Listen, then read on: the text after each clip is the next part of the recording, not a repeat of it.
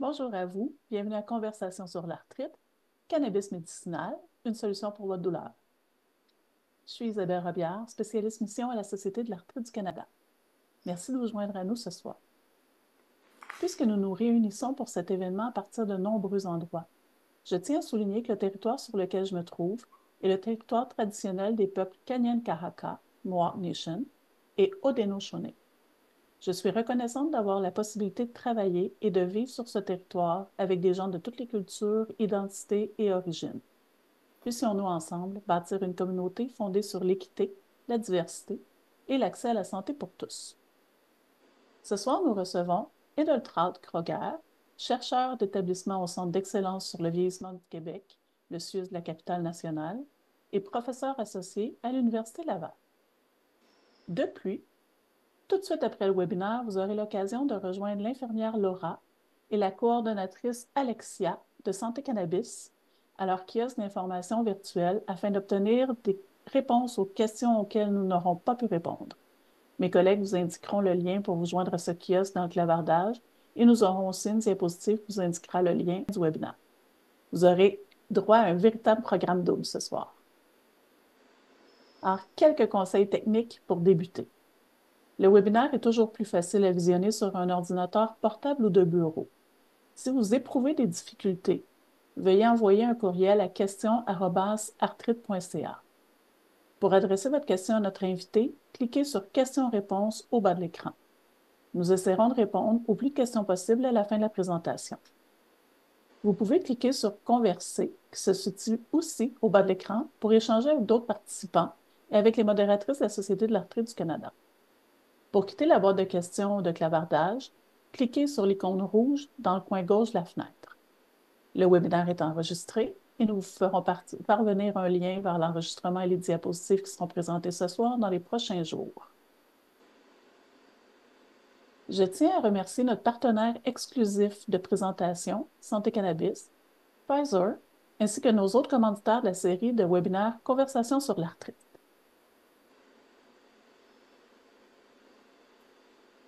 Le cannabis à des fins médicales est légal au Canada depuis plus de 20 ans, mais il y a encore beaucoup de questions qui entourent ce produit et nous recevons régulièrement des questions à ce sujet à la ligne d'information sur l'arthrite. Aujourd'hui, la Dr Kroger nous fera part des bienfaits et des limites du cannabis médicinal en s'appuyant sur les dernières recherches et les recommandations en la matière. De nombreuses questions que nous avons reçues à l'avance portaient sur des thèmes similaires. Nous les aborderons donc en premier lieu avant de procéder à une séance de questions-réponses en direct. Pendant cette séance, nous tenterons de répondre au plus grand nombre de questions possibles. Cependant, il sera impossible pour nous de répondre à des questions très précises concernant votre condition personnelle, d'offrir des diagnostics ou de discuter des interactions avec des médicaments précis. Toutefois, nous espérons que le webinaire vous donnera des outils pour ouvrir la discussion avec vos professionnels de la santé ou vos pharmaciens et pharmaciennes. Et maintenant, commençons. Tout d'abord, bienvenue, Dr Kroger. Alors, est-ce que vous pouvez nous indiquer quelle est la place du cannabis utilisé à des fins médicales dans le traitement de la douleur liée à l'arthrite?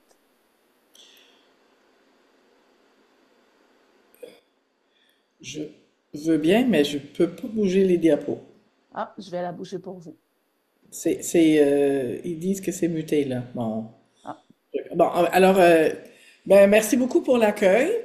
Ça me fait bien plaisir de vous parler un peu des usages médicinaux du cannabis. Alors, vous voyez ici là des organismes qui ont supporté nos recherches là, puis c'est un peu grâce à eux que je peux vous parler aujourd'hui. Tiens, là, ça marche là. Euh, En fait, je vais commencer avec une espèce d'enquête, étude d'enquête qui s'est faite au Canada pour savoir un peu qu'est-ce qu'ils pensaient les Canadiens sur le cannabis et son usage en médecine. Alors, 83% des Canadiens croient que le cannabis est un médicament légitime pour traiter la douleur physique et certaines conditions mentales. Alors, les autres indications après la douleur étaient l'insomnie ou des troubles du sommeil, l'anxiété et le stress. Alors, vous voyez, il y a quand même une bonne attitude positive au Canada vers les bienfaits médicinaux du Canada, du cannabis. Alors, on va commencer un peu là, en détail. comme ça. Ah, c'est ça. Ça, c'est une diapo avec beaucoup d'informations. En fait, c'est juste pour vous montrer que il y a quand même eu beaucoup il y a eu pas mal de recherches sur le cannabis, pas nécessairement, qui donnent pas nécessairement les conclusions qu'on veut avoir, mais ça viendra un peu plus tard. Mais avec ces recherches, ils ont fait des consensus dans les pays. Puis les deux plus récentes au Canada, c'est ceux qui sont soulignés là en couleur. Puis ils voient surtout deux indications pour le cannabis, c'est les douleurs neuropathiques. Mais c'est un petit peu plus large que ça, mais c'était peut-être la première indication qui est sortie comme, ben là, dans les douleurs neuropathiques, le cannabis a une place. On va continuer.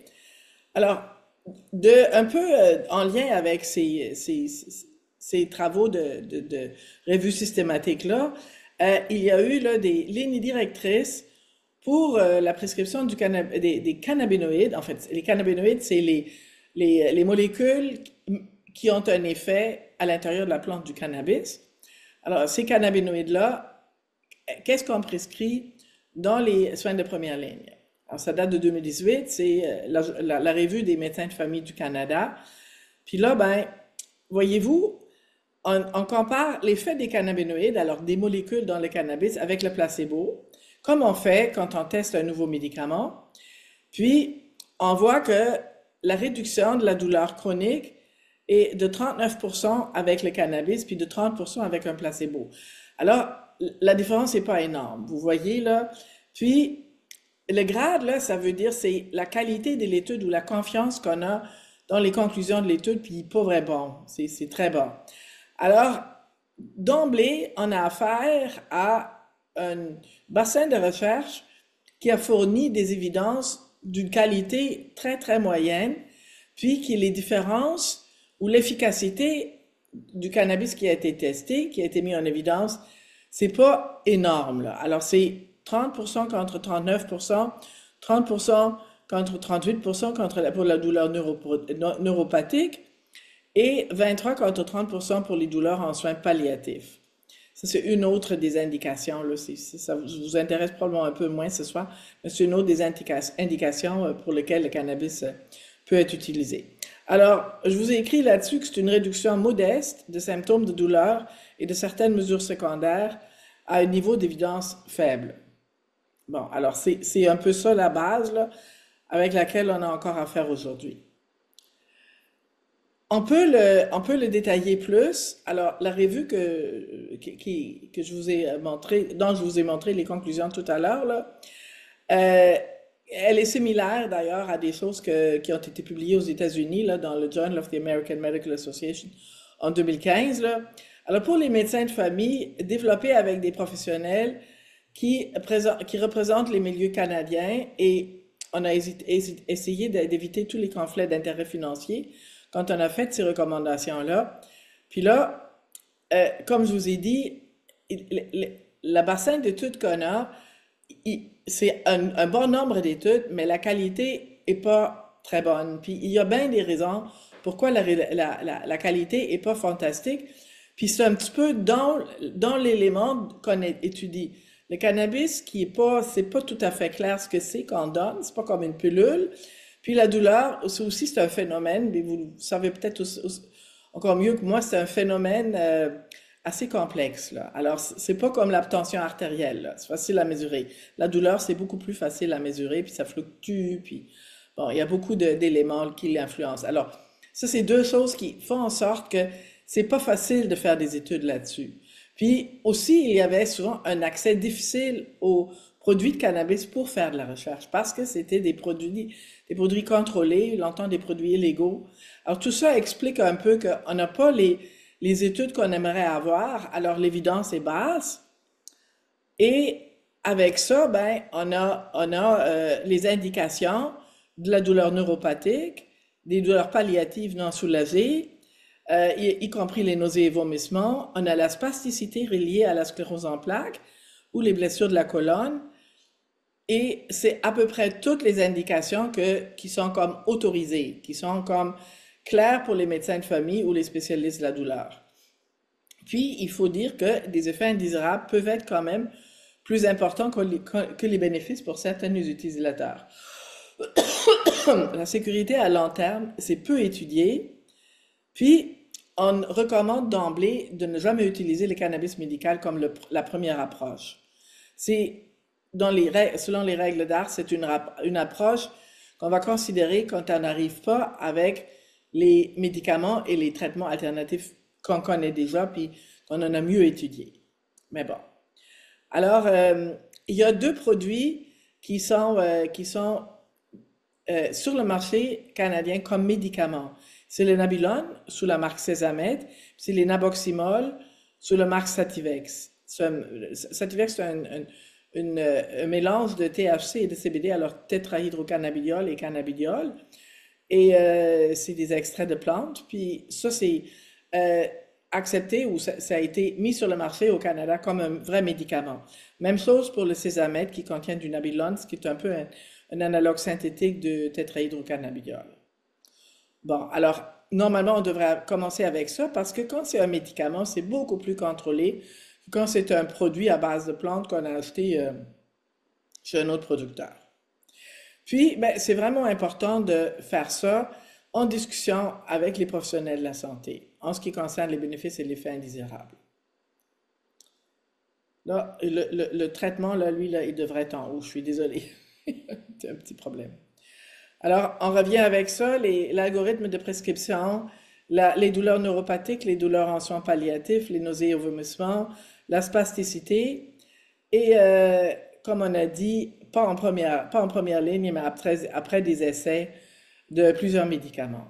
Alors ça, c'est vraiment ce qui est euh, la ligne de conduite pour les médecins. Puis la discussion, c'est vraiment bien important. Alors, est-ce que, Isabelle, c'est à vous ou c'est à moi? Qu'est-ce qu'il faut considérer si on En choisit? fait, je vais juste vous poser la question. Donc, qu'est-ce qu'on doit prendre en compte lorsqu'on envisage d'utiliser le cannabis médicinal? Ok, on va aller un petit peu plus dans les détails par ici, là. Alors, il y a ici, là, une interdiction d'y aller, hein. Alors, quand on est en bas de 25 ans, on devrait normalement pas utiliser du cannabis comme traitement. Là, il y a une exception. Euh, ça va arriver encore dans une autre diapositive un peu plus tard. Il y a un médicament qui a été approuvé d'abord aux États-Unis, puis maintenant au Canada. C'est une préparation de cannabidiol. C'est pas un synthétique. C'est dérivé d'un extrait de plante, là. Mais dans une forme contrôlée, là, on est sûr que combien de cannabidiol est là-dedans, là. Le produit s'appelle Epidiolex et l'indication, c'est des épilepsies résistantes au traitement chez des enfants. Alors là, en bas de 25 ans, ne s'applique pas à ce moment-là.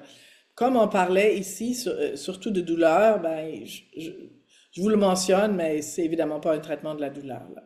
Alors pour le traitement de la douleur arthritique, ce serait pas en bas de 25 ans, pas s'il y a des allergies aux cannabinoïdes, hein, ça va de soi, pas les femmes enceintes ou qui allaitent, et aussi, il faut l'éviter quand il y a une histoire de maladie, de problèmes de santé mentale dans le passé ou encore en cours, là, surtout psychotique, là, ou l'abus de substances, ça fait aussi partie de la panoplie des problèmes de santé mentale, et idées ou essais suicidaires, même chose, là.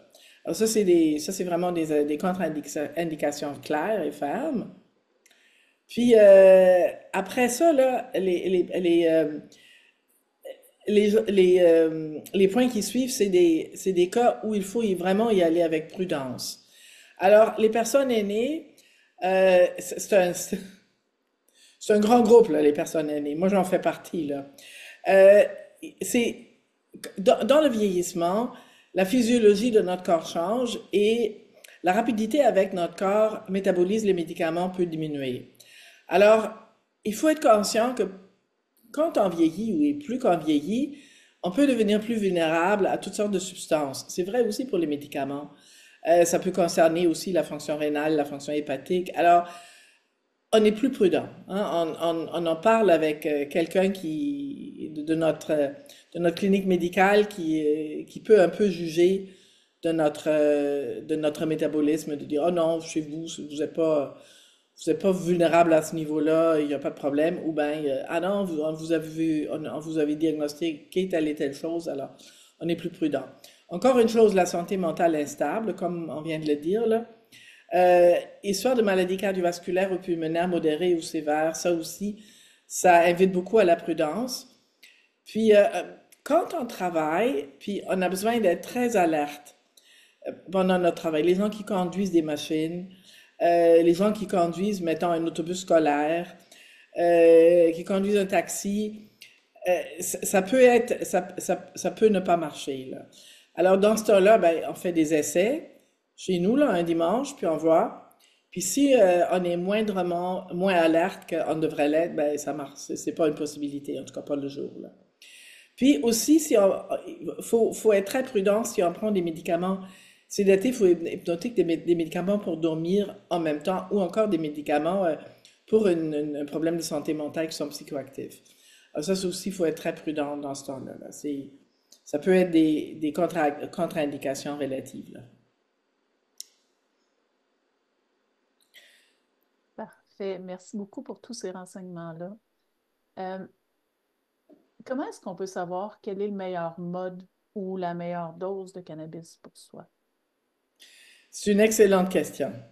Puis c'est souvent là que le bas blesse, là. Je vous ai fait un petit tableau, là, qui va juste résumer grossièrement que euh, les gens, ils fument des produits de cannabis. C'est pas les médicaments. Le Sativex puis le Sésamètre dont je vous ai parlé, c'est des préparations orales, puis c'est des vrais médicaments. Là, on parle du cannabis médical prescrit, mettons, par les amis ou dispensé par les amis de santé cannabis à qui vous pourriez peut-être parler tout à l'heure, là. Puis il y en a encore des personnes qui fument des produits de cannabis parce que, comme vous voyez, l'entrée en effet des produits fumés est très courte. Alors, en dedans de quelques minutes, on a un effet. Ça peut être très intéressant pour certaines personnes. La durée est pas super longue, là, de quelques heures, peut-être 4 à 6 heures. Nous, dans une étude, on a parlé aux gens qui utilisaient des produits de cannabis pour contre des douleurs musculosquelettiques. C'était pas juste l'arthrite, mais c'est plusieurs types de douleurs musculosquelettiques. Puis il y en avait qui disaient, mais le soir, quand je suis chez moi, puis je fume un peu de cannabis, mais je suis quand même encore assez fonctionnel pour faire certaines tâches, pour avoir une conversation, écouter un film. Et ça m'arrive très vite. Alors pour moi, c'est la mode de consommation préférée, là.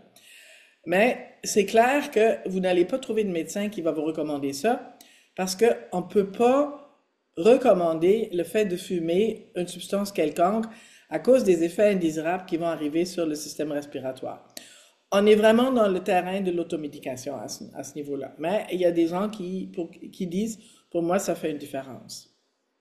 Alors, vous voyez, action rapide, usage pour symptômes épisodiques. Alors, ou peut-être des moments précis, là. Euh, Ça demande plus de dextérité, mais oui, c'est sûr. Puis à part de fumer, il y a aussi les vaporisateurs, c'est un peu mieux, là. On évite certains effets néfastes de fumer. Puis, bah, ça se transporte pas toujours aussi bien, là. Alors, ça se met pas dans la sacoche, mettons, là, toujours. Puis après ça, ben, il y a toutes les préparations orales, sous forme de gouttes ou souvent, là, puis des choses similaires. Puis ça peut durer jusqu'à une demi-journée, alors c'est plus lent, mais ça prend au moins 1 heure jusqu'à ce que ça fait effet. C'est vrai pour tous les comprimés qu'on avale, là, c'est toujours un minimum d'1 heure ou deux, là, avant qu'on a l'effet. Puis c'est un peu plus difficile de savoir où on est rendu à la bonne dose parce que ça met un certain temps à faire effet. Alors si après une demi-heure on dit ah mais là non ça j'ai aucun effet puis on double la dose, ben des fois peut-être on a pris trop là parce que ça dure plus longtemps. C'est un petit peu plus compliqué. Puis il y a aussi ce qu'on appelle oromucosal. Alors c'est des sprays qu'on met dans la bouche. Alors, il se fait une absorption par les muqueuses de la bouche, c'est plus rapide que par l'estomac, mais c'est pas dans les branches. Alors, c'est quand même dans la bouche. Puis ça aussi, ça agit en dedans de peut-être une demi-heure. Puis ça peut durer longtemps, là. Peut-être ça peut être ça alternative pour quelqu'un qui veut vraiment tout éviter les effets néfastes de fumer ou vaporiser, là, puis qui veut quand même avoir un début assez rapide, là. Puis finalement, il y a aussi des crèmes et pommades, là, puis là, ben, on a moins de données sur combien de temps ça prend jusqu'à ce que ça on a effet, puis on a aussi moins de données sur la durée d'action, là. Mais il y a certains symptômes localisés où les gens vont préférer ça. Alors, il y a beaucoup d'essais personnels dans ce tableau-là. Puis, ben, ça va avec tout le monde du cannabis, là, toute la largeur là, de ces substances, parce que on a affaire à une plante qui a eu une utilisation médicinale dans l'histoire et la préhistoire, mais qui a aussi une grande carrière comme substance récréative. Alors, il existe beaucoup de préparations qui ont tenu compte du côté récréatif, puis les plantes sont aussi cultivées souvent pour l'usage récréatif, et ça a fait en sorte que ça a poussé vers le haut le contenu en molécules psychoactives, notamment la THC. Alors, quand on, on a un produit de cannabis qu'on obtient quelque part, la composition de cannabinoïdes, je pense que la Société québécoise de distribution du cannabis donne maintenant une certaine estimée, mais est-ce que c'est bien contrôlé? Est-ce que c'est 30% ou 35 ou 25 ou 40? C'est pas très certain, ça. Tandis que quand je m'achète de l'ibuprofène 200 mg, mais il y a probablement au moins 185 ou 190 mg et peut-être 210, mais des différences sont certainement pas plus grandes que ça. Alors, alors on a affaire souvent à une herbe qui a un usage médicinal, mais aussi un usage récréatif. Puis les produits qui sont dérivés de cette herbe-là, ben, ils peuvent varier beaucoup dans leur composition de molécules actives, là. Puis ça, c'est comme ça tant qu'on travaille avec un produit herbal, là. C'est du moment qu'on tombe dans un médicament, alors un comprimé, une solution, c'est ça, avec un contenu déterminé et vérifié dans les laboratoires de THC ou de CBD ou d'autres cannabinoïdes. Mais là, ce côté-là, ça devient plus facile. On ne sait plus exactement ce qu'on a pris, puis on va aussi avoir une meilleure idée de combien de temps ça dure, puis bon, bon, je me suis un peu étendue sur ça. Alors, ici, là, je vous ai mis les 3 médicaments dont j'ai parlé au début. Alors, le Nabilon, Sésame, THC et CBD, Naboximols ou Sativex, puis le CBD, l'Epidiolex, j'en ai parlé, là. Alors, le Nabilon, c'est une molécule synthétique là, qui ressemble à la THC, je vous l'avais dit. Puis, les deux autres, c'est des extraits botaniques. Puis, ben, on a parlé aussi là, des indications là, qui sont chez Santé Canada, c'est ces indications-là qui sont enregistrées, là. Alors, on a parlé de l'épilepsie des enfants, là. C'est une application orale, puis c'est juste le Sativex, que ça c'est une vaporisation, mais dans la bouche, là, c'est oromucosal, là. C'est pas vapoté, c'est vaporisé. Puis, ben, après ça, ben, il y a les produits, le cannabis dans des produits comestibles et dans les produits fumés ou vaporisés, là. Puis là, ben, on a encore mis, j'ai encore mis le début le début ou durée de l'action, là. C'est un peu ce qu'on vient de dire, là, que le fumé, c'est le plus rapide.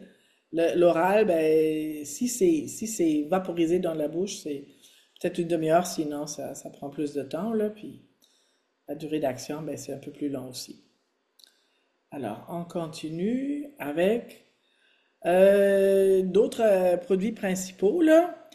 Ça, je vous ai mis peut-être un peu trop de détails parce que, grosso modo, ça reprend ce qu'on vient de dire, là. C'est peut-être quelque chose à regarder plus qu'à raconter. Euh, il y a encore là, dans le Nabilon une voie orale, dans les Nabiximols, la vaporisation, pas la vaporisation oromucale, alors ce qui va être absorbé par nos muqueuses dans la bouche. Il y a le cannabis fumé qu'il peut recommander Même quand il est vapoté, c'est un peu mieux, mais comme je vous dis, là, c'est difficile pour un professionnel de la santé de recommander ça à cause des effets sur le système respiratoire. Puis, ben, il y a l'inhalation aussi, là, ben, dans le vapotage. Puis, finalement, il y a l'application topique. Je pense qu'on peut passer aux effets indésirables. Alors, il y a des effets indésirables que bien des utilisateurs, dans bien des utilisateurs, vont en percevoir quelques-unes. Alors, la diarrhée, les nausées, euh, c'est quand même pas si rare que ça. Un sécheresse de la bouche. La fatigue, ben, c'est un effet indésirable, mais c'est un effet du cannabis. Il y a des gens qui le prennent pour mieux dormir. Alors, c'est un des effets du cannabis. Quand on voit hallucination, étourdissement et désorientation et vertige, c'est plus sérieux. Puis, c'est en lien avec les substances psychoactives, notamment le THC. Problème d'équilibre, ça peut être très désagréable, ça peut être un peu dangereux aussi. Alors, on y va très doucement quand on commence, là. C'est, euh, En anglais, on dit start low, go slow. Alors, on commence avec des dosages très basses, puis on augmente très lentement pour s'assurer que la personne ne va pas souffrir des effets indésirables qui peuvent arriver, puis pour éviter tout ça, là. Un collègue à moi a fait des recherches auprès des patients ontariens qui ont reçu des prescriptions de cannabis médical, puis on a pu regarder dans leurs données médico-administratives s'ils ont eu des hospitalisations pour certains problèmes de la santé.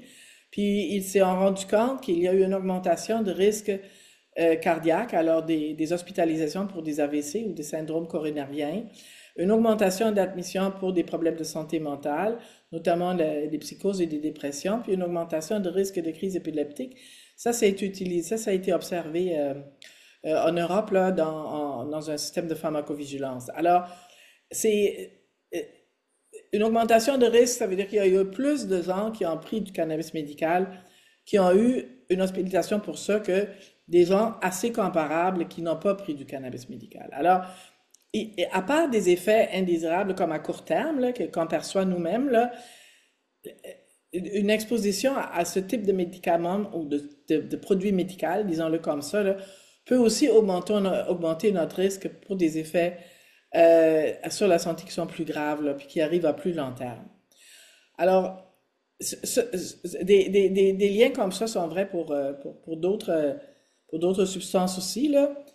Puis on se souvient des inhibiteurs, des médicaments apparentés au Celebrex, là, les Coxip, on les appelait, là, dont plusieurs ont été enlevés du marché parce qu'ils augmentaient le risque de problèmes cardiaques. Alors, si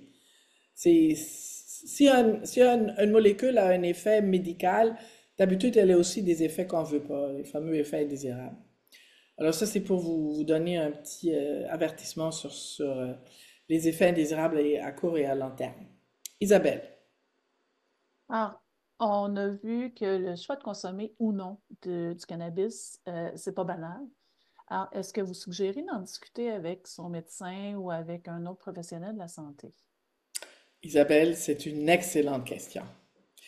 Alors, moi, j'aime dire là, aux jeunes pharmaciennes qui travaillent avec moi, là, comme stagiaire, si vous prenez régulièrement des médicaments, vous auriez avantage à aller toujours à la même pharmacie, puis à développer un lien de confiance avec votre pharmacien. Dans un monde idéal, vous avez un médecin de famille, ou encore vous êtes comme au Québec, c'est les groupes de médecins de famille. En Ontario, c'est les Family Medicine Groups. Ça existe un petit peu partout au Canada maintenant. Le principe, c'est des cliniques où il y a plusieurs types de professionnels de la santé, des médecins, des infirmières.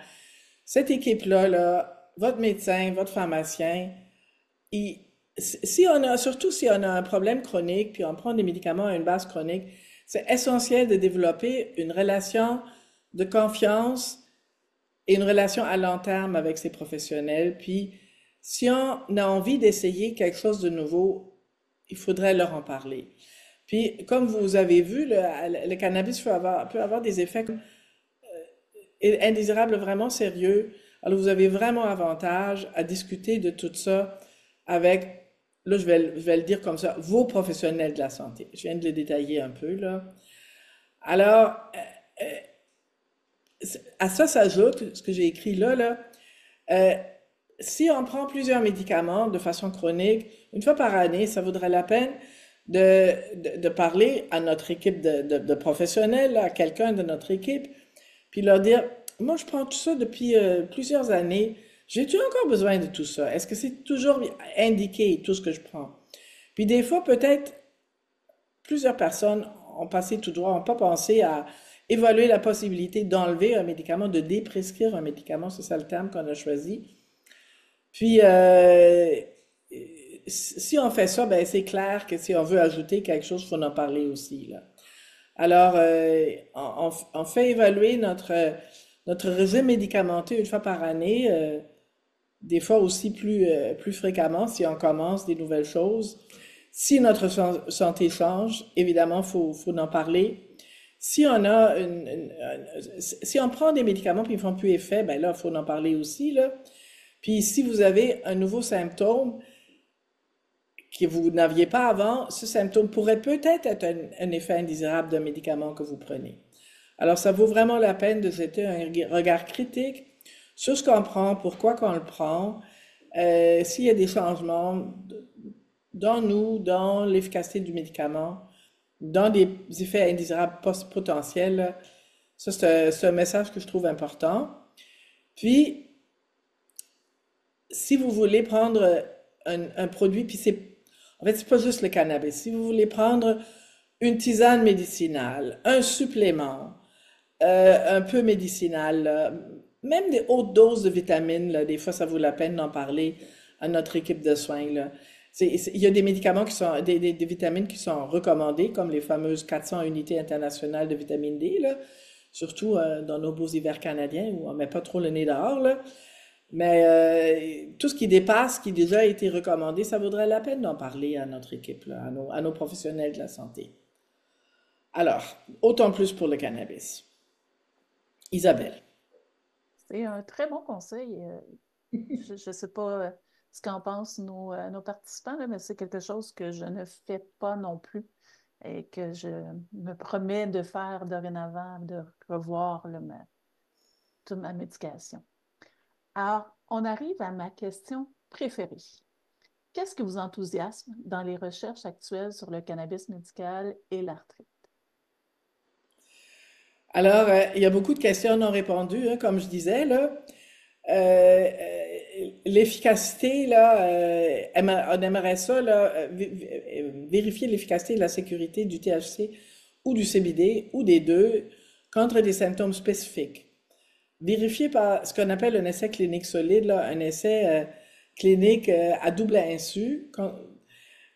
C'est le type d'essai qui, comme l'étalon d'or, pour la recherche sur les médicaments où un nouveau médicament est comparé ou bien un placebo si c'est une nouvelle thérapie. S'il y a une thérapie comparable, c'est comparé à cette thérapie-là. Alors, un groupe prend le nouveau médicament, l'autre prend ou bien un placebo ou bien le vieux médicament. On dit à double aveugle parce que le patient n'est pas censé savoir ce qu'il prend, puis les professionnels de la santé ne sont pas censés le savoir non plus. Puis là, ben, on fait ça avec beaucoup de monde, dans des places différentes. Puis après ça, ben, puis idéalement, on a un résultat de santé qui se mesure bien. Alors là, c'est c'est beaucoup de coûts, beaucoup de ressources. C'est pas facile à faire, mais une fois c'est bien fait, les résultats sont assez concluants. Je venais de vous dire que pour le cannabis, tant qu'on a affaire à une plante et des extraits de plantes qui sont peu standardisés, c'est déjà difficile de ce côté-là. Puis quand le résultat de la santé est quelque chose comme la douleur, c'est un peu plus compliqué qu'avec d'autres issues de santé aussi. Mais bon, alors ce type d'essai clinique, il y aurait de la place pour en faire, mais ça coûte cher. Puis c'est souvent l'industrie pharmaceutique qui va payer pour ça quand ils ont un nouveau médicament, parce qu'une fois le médicament est sur le marché, ben ils vont vouloir récupérer les coûts de tous ces essais-là, là, de toutes ces études-là. C'est plus difficile avec une molécule qui, dans une plante qui existe depuis des millénaires, là. Ça explique un peu aussi l'absence de ce type d'essai clinique-là. J'ai un collègue qui est bien excité avec l'idée d'essayer le CBD, le cannabidiol, dans sa propriété à diminuer les doses requises d'opiacés, mais c'est pas tellement la douleur chronique, c'est plus la douleur aiguë là, à laquelle on pense, parce qu'en douleur chronique, les médecins n'aiment plus prescrire des opiacés, là, des opioïdes, là. Mais il y a quand même certaines situations où on n'a pas le choix, là, on utilise ça, puis il y a de l'évidence, là, plus de la recherche fondamentale, que le CBD pourrait réduire, l'ajout de CBD pourrait réduire le besoin de doses efficaces en opiacés. Ça pourrait être intéressant parce que ça pourrait peut-être diminuer les problèmes de dépendance aux opiacés, qui est un des gros problèmes en traitement de la douleur avec ces molécules-là, là. Alors, il y a encore de la place pour explorer, puis on pourrait s'imaginer aussi que peut-être il y a des laboratoires qui travaillent sur ce qui s'est vu avec d'autres produits naturels, là, qu'ils travaillent sur des molécules qui vont un peu changer pour peut-être avoir un THC qui est moins psychoactif, mais c'est une molécule un peu différente. Il va avoir une forme, une allure un peu différente, mais il va peut-être avoir une efficacité plus intéressante. Puis peut-être il va y avoir un jour des médicaments qui sont dérivés, des molécules qui sont dérivées des cannabinoïdes, puis qu'on pourrait avoir une efficacité intéressante contre les problèmes de douleur ou le sommeil, des troubles de sommeil ou le fonctionnement là. Alors, je pense, en principe, ça reste une substance intéressante, là, mais les avancements dans les connaissances ne vont pas super vite, mettons, là. Euh, puis c'est clair il reste chez les patients qui souffrent de douleurs chroniques un besoin d'alternatives et d'ajouts.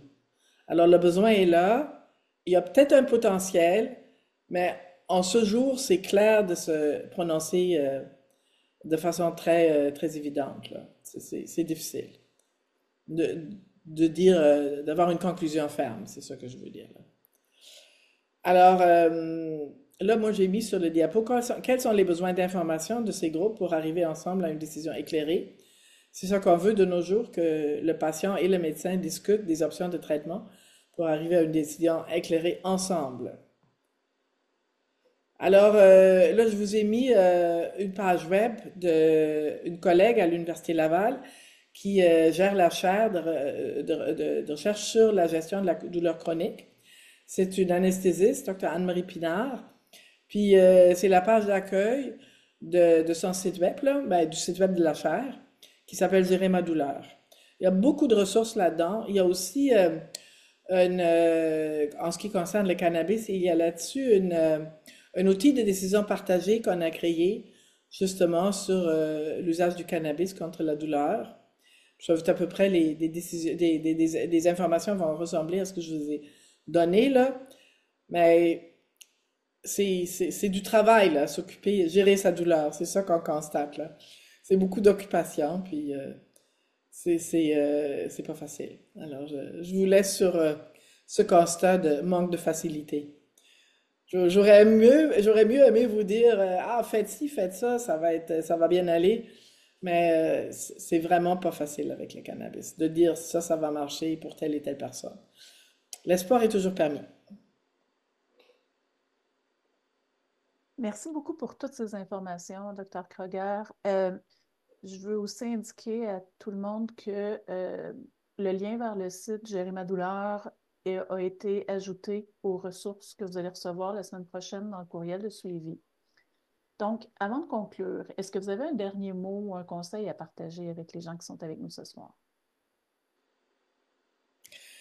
Ben, je pense que je l'ai tout dit, mais je vais le répéter.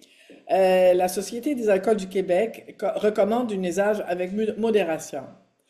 Pour le cannabis aux fins médicales, je dirais, parlez-en à vos professionnels de la santé. Alors, idéalement, c'est votre médecin ou le duo médecin-infirmière. Ça peut aussi être un pharmacien. Si votre professionnel vous dit pas à l'aise de parler du cannabis, il manque de connaissances, cherchez un autre, là. Vous allez tout à l'heure parler à des infirmières qui travaillent pour Santé Cannabis. Elles ont certainement des formations intéressantes, mais elles sont pas partout. Mais m- même à ça, si votre médecin il dit il n'est pas à l'aise, vous cherchez de l'information ailleurs, vous décidez de le prendre, dites-le à votre médecin que vous le preniez. Dites-lui, ben finalement j'ai trouvé une infirmière, une clinique, on me l'a recommandé, je suis en train de l'essayer, mais dites à votre médecin que vous prenez ça pour qu'il puisse prendre ça en compte quand il y a quelque chose qui arrive que vous n'avez pas prévu, lui n'a pas prévu, ou s'il change une prescription. Alors, faites-le avant pour avoir son avis. S'il ne peut pas vous aider, vous trouvez des conseils ailleurs, dites-lui après. Euh, et respectez les précautions, on vient de les dire, je pense bien que les gens de Santé Cannabis vont les répéter aussi, là. Alors, s'il y a un problème de santé mentale, s'il y a un âge en bas de 25 ans, s'il y a un besoin de conduire des machines avec, ou d'autres choses qui demandent un autre état d'alerte, là, faut être super prudent. Puis aussi, là, quand l'âge avance, là, puis quand on commence à être un peu plus vulnérable au niveau rénal, hépatique ou autre, là encore, la prudence s'impose, là. Puis vérifiez régulièrement l'efficacité de la sécurité. Alors, vérifiez ce qui se passe avec vous quand vous prenez ça, là. Est-ce que tout va bien? Est-ce que quelque chose de bizarre arrive, là, quelque chose de nouveau? Ben là, on en parle au monde. Dérangez-les, vos professionnels de la santé.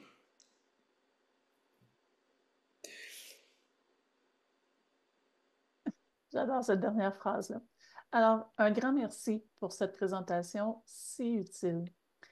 Évidemment, on avait reçu plusieurs questions avant, puis on en a reçu quelques-unes pendant votre présentation. Avant de passer aux questions-réponses, je souhaite rappeler à tout le monde que notre invité d'aujourd'hui ne peut pas poser de diagnostic ni fournir de conseils médicaux personnalisés dans le cadre du webinaire, mais nous vous recommandons de contacter votre équipe. Et c'est un peu le but de ces webinaires-là. On espère qu'on va vous donner des trucs pour que vous puissiez en parler plus facilement avec votre équipe. Alors, Docteur Kroger, on a une question qui nous est arrivée quand même très, très, très souvent. Là. C'était par rapport aux interactions possibles avec les médicaments qu'on prend généralement pour l'arthrite. Alors, je sais que vous en avez déjà parlé pendant le webinaire, mais est-ce qu'on doit s'inquiéter des interactions possibles? Puis si oui, à qui est-ce qu'on devrait en parler? Ben, la réponse est d'abord simple, il y en a, mais la spécificité est plus compliquée. C'est probablement encore sous étude, il y en a des données. Alors, insistez pour qu'on vérifie ça pour vous. Ce que vous prenez, s'il peut y avoir une interaction avec le cannabis ou le produit cannabinoïde que vous prenez qui peut être néfaste. Insistez pour qu'on le vérifie. Il y a des ressources, là. Le cannabis a des effets sur la fonction hépatique, alors ça peut ralentir ou augmenter, selon le médicament, l'efficacité. Alors, ça faut faire vérifier. Alors, merci beaucoup. Euh, il y a des gens qui nous disent qu'ils ont des bons résultats, d'autres qui disent qu'ils n'ont pas de résultats du tout avec le cannabis. Est-ce qu'on a cherché à comprendre pourquoi certaines personnes réagissent mieux que d'autres ou pas du tout? Mais il y a toujours une différence individuelle, il y a souvent des différences interindividuelles pour la réaction à un médicament, même avec des médicaments bien testés, bien classiques, là. Euh, Ça dépend un peu de quel type de problème on adresse, là. Mais justement, au niveau de la santé mentale, c'est pas un antidépresseur qui va faire à tout le monde, là. Même un antihypertenseur va pas faire à tout le monde. Alors, c'est pas surprenant que ce soit comme ça avec le cannabis. D'autant plus que quand on parle cannabis, on sait pas est-ce que les personnes, quand on compare, ont pris exactement la même affaire. Il y a ça qui complique un peu la réponse, là. Mais ça arrive, là. C'est pas si étonnant que ça. Une autre question qu'on nous a posée, c'est est-ce que la consommation de cannabis a des effets thérapeutiques ou si ces effets vont se situer strictement au niveau du ressenti de la douleur? Le, l'action des cannabinoïdes dans le corps n'est pas thérapeutique dans le sens curatif. Alors, la raison de la douleur, s'il y en a une, le cannabis va pas guérir ça, là. Si il y a, bon, l'arthrite, c'est une maladie inflammatoire, c'est pas les cannabinoïdes qui vont arrêter une personne de faire de l'arthrite. L'arthrose, c'est dû à des déformations dans les articulations qui arrivent, ça va pas partir parce qu'on prend des cannabinoïdes. Les cannabinoïdes, ils agissent au niveau du développement de la sensation de la douleur dans le cerveau, là. Alors, je sais pas si c'est clair, là. C'est pas curatif autrement. C'est vraiment, on traite la douleur, le symptôme de la douleur. On ne traite pas la raison de la douleur. OK. Donc, on avait reçu une question qui nous disait justement, est-ce que ça peut remplacer certains médicaments?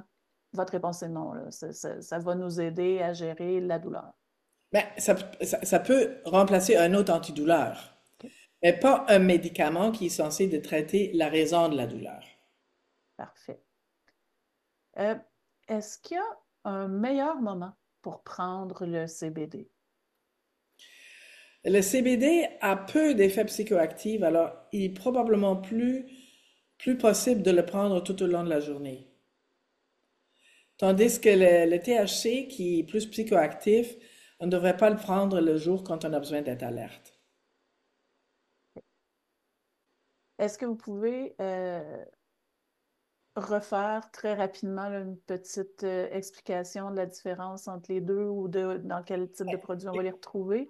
Les molécules les plus prépondérantes dans la plante du cannabis, c'est le tétrahydrocannabidiol puis le cannabidiol.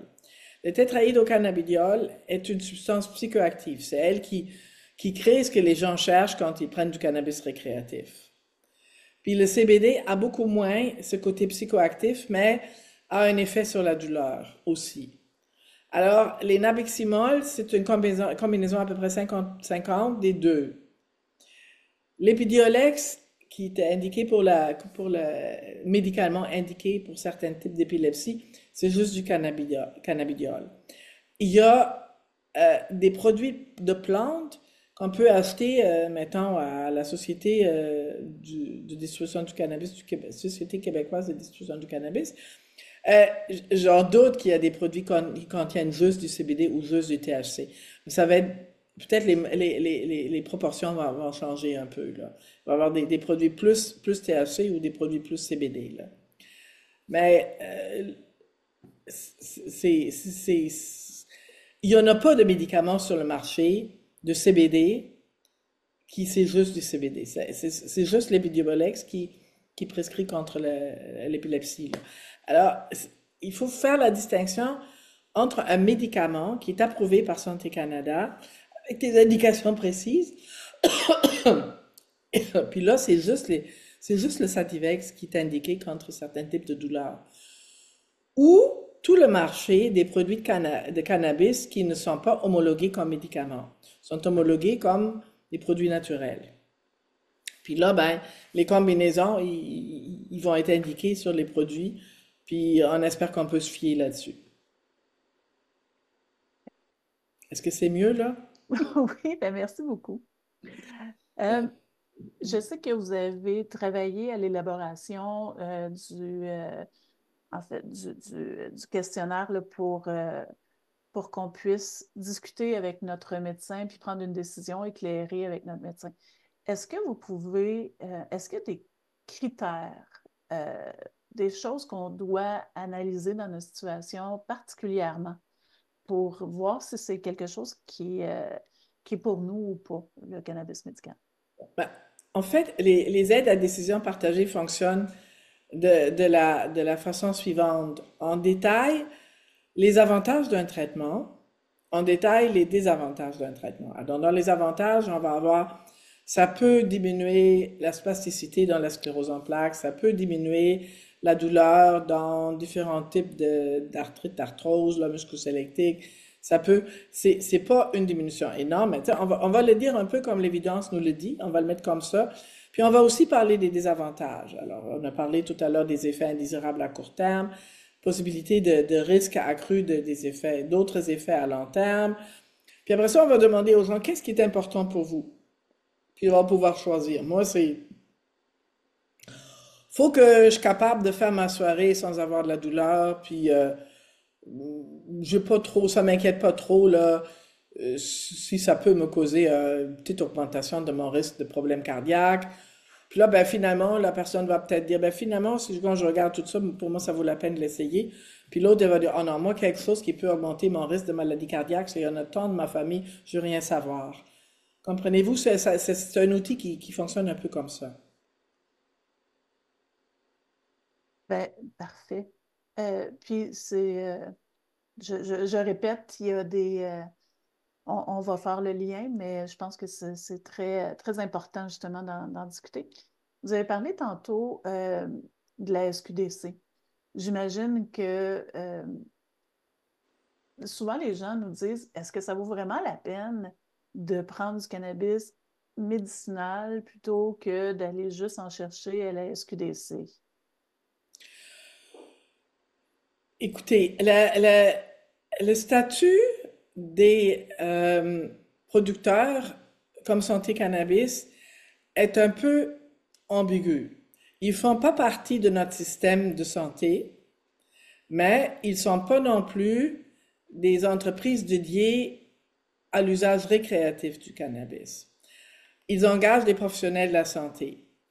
Alors moi, si je voulais avoir un produit de cannabis à des fins médicaux, puis je pouvais pas me pencher sur le Sativex qui est homologué pour X raisons, j'aurais probablement plus confiance d'avoir des conseils adéquats par une infirmière qui travaille pour une entreprise qui a mis du cannabis médical sur le marché que la Société québécoise de diffusion du cannabis parce qu'eux sont formés pour conseiller sur l'usage récréatif et non pas sur l'usage médical. D'ailleurs, le Collège des médecins du Québec a dit clairement aux médecins qu'ils ne doivent pas envoyer leurs patients à la SQDC. Est-ce que ça répond à la question? Absolument. Je vais Je vais faire un juste- peu de lumière parce qu'on ne me voit plus. Oui, parfait. Je vais vous laisser.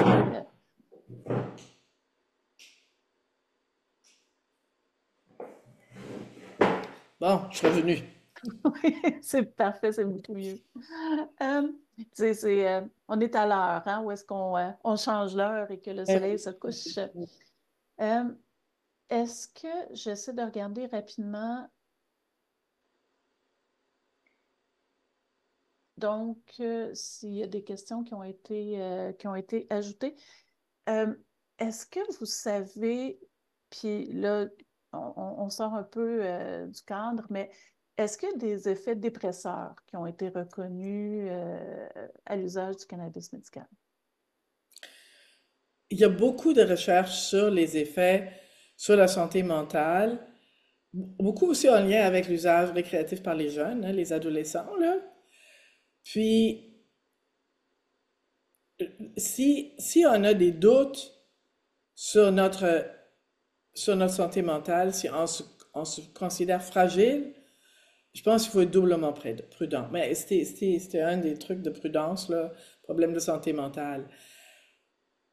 Parce que c'est sûr que surtout les substances psychoactives. C'est pour ça qu'il y a de l'espoir dans le CBD, parce que le CBD est peu psychoactif. Alors, si on peut exploiter les effets analgésiques du CBD, on est plus à l'aise parce que les effets psychoactifs sont beaucoup moins présents. Tandis que le THC, il y en a des effets psychoactifs, puis ça peut jouer sur notre santé mentale aussi.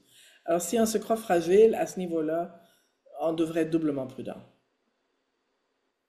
Eh bien, merci beaucoup. Je pense qu'on a encore une chance, une chance pour quelques questions supplémentaires. Ben, en fait, pour au moins une question supplémentaire. Là, j'ai l'air de ne pas vous regarder. Ça ne sera pas tellement long. Euh, On a une question intéressante là, mais je pense que vous y avez répondu quand même. Les médecins sont souvent très résistants à, à- à la prescription de cannabis, mais euh, dans le fond, la situation, ça serait vraiment d'en consulter un autre ou d'essayer d'être référé. Ben, les médecins sont mal à l'aise parce qu'ils aiment ça, faire ce qu'on appelle la médecine basée sur les preuves. Puis justement, quand il n'y a pas de preuves, ils préfèrent ne pas y aller. Il n'y a pas de preuves, puis il y a la possibilité d'effets indésirables. Il y a des psychoses qui ont été déclenchées chez des adolescentes suite à l'usage récréatif. Quand un médecin voit ça une fois, là, il veut plus revoir ça. Ça les effraie beaucoup, là, d'observer des fois des effets indésirables graves, là. Alors, ils sont réticents parce qu'ils ne veulent pas se risquer sur un terrain qu'ils connaissent pas bien, là, puis qui peut être néfaste, là. On les comprend. Alors, on en trouve des fois dans des cliniques de douleur, des fois dans certaines pratiques un peu spécialisées, on en trouve qui ont eu de l'expérience, notamment aussi au niveau palliatif. Il y a des médecins qui se sont fait un peu une certaine expertise en prescrivant ça à des personnes en fin de vie, là, ou certaines, il y a une anesthésiste d'une clinique de douleur qui a dit, ben moi j'ai certains patients avec lesquels je fais ça. Alors, c'est exactement ça. Il faut trouver. Puis si on trouve pas d'autres médecins, puis on va dans une place comme Santé Cannabis, puis on a confiance aux professionnels qui vont nous conseiller ça. Comme vous dites, c'est des infirmières. Ben, on s'essaie prudemment, mais on le dit quand même à notre médecin qui voulait rien savoir, là. On dit, écoutez, là, j'ai trouvé une place, puis j'essaie ça, puis je pense que ça peut m'aider, là. C'est des pratiques spécialisées. Il y a des neurologues qui, dans un cas de sclérose en plaques, avec une certaine symptomatologie spécifique, ils vont prescrire du cannabis, puis ça va faire une différence. Mais c'est vraiment pas facile. Pas pour le médecin, puis évidemment pas pour le patient non plus, parce qu'il y a plusieurs préparations, il y a plusieurs molécules, puis il y a peu d'évidence claire. C'est pas parce que les gens veulent pas la chercher, c'est parce qu'elle est difficile à chercher. Mettons-le comme ça. Eh bien, merci beaucoup, Dr. Kroger. Au nom de la Société de l'arthrite et des participants de ce soir, je vous remercie d'avoir accepté de nous offrir ces précieux renseignements. Et C'est ceux qui grand sont plaisir. parmi nous ce soir, vous allez, bon, évidemment, on aime toujours avoir vos impressions sur la présentation. Vous avez donc vu apparaître un court sondage à l'écran. S'il vous plaît, cliquez sur la réponse représentant votre opinion. Je me sens mieux informée et outillée après avoir participé à ce webinaire. Les options de réponse sont fortement en accord, d'accord, neutre ou fortement en désaccord. Il y a toujours des gens qui n'arrivent pas à répondre au sondage, mais qui veulent nous donner des commentaires plus complets. Alors, sachez qu'un sondage plus étoffé vous sera envoyé avec l'enregistrement de la présentation d'ici quelques jours. C'est hyper important pour nous d'avoir vos commentaires, vos suggestions. C'est ce qui fait qu'on est capable de créer des webinaires qui répondent à des sujets qui vous intéressent. Si vous souhaitez continuer la conversation, n'hésitez pas à participer à nos groupes de soutien en ligne Aide-Entraide. Vous allez trouver dans ces groupes-là, qui sont animés par nos bénévoles, un espace d'écoute et de partage précieux pour tous ceux qui vivent avec l'arthrite. C'est souvent très important là, de voir qu'il y a des gens qui comprennent, en fait, de parler avec des gens qui nous comprennent. Alors, je vous invite à visiter le arthrite.janeapp.com pour découvrir le calendrier des séances. On offre des groupes pour les gens qui vivent avec différents types d'arthrite. Évidemment, restez à l'affût pour les informations concernant notre prochain webinaire, alors que nous traiterons du gluten, de l'inflammation et de la maladie cœliaque en collaboration avec Cœliaque Québec. Il ne faut pas manquer ça. Ça va se passer au mois de mai. Encore une fois, je souhaite remercier tous nos commanditaires de la série de webinaires Conversations sur l'arthrite qui ont rendu cette présentation possible. Un grand merci à Edeltraud Kroger pour sa présence avec nous. On va bientôt terminer la partie du webinaire Conversation sur l'arthrite. Je vous encourage fortement à visiter le kiosque d'information interactif immédiatement après le webinaire. Vous allez pouvoir poser directement vos questions à l'infirmière Laura et à la coordonnatrice Alexia de Santé Cannabis. Donc, ça va se passer différemment. C'est sous forme de réunion. Vous allez vraiment pouvoir directement communiquer avec elle. Alors, pour rejoindre le kiosque, visitez arthrite.ca, soutien, éducation, webinaire, conversation sur l'arthrite, séance spéciale. J'avoue que c'est un petit peu long, mais mes collègues vont mettre le lien dans le clavardage. Et sinon, vous pouvez aussi aller visiter la page web de la conférence sur arthrite.ca, puis cliquer sur le lien que vous allez y voir. Alors, en mon nom et au nom de toute l'équipe, je vous remercie d'avoir été des nôtres et nous vous souhaitons une excellente fin de soirée.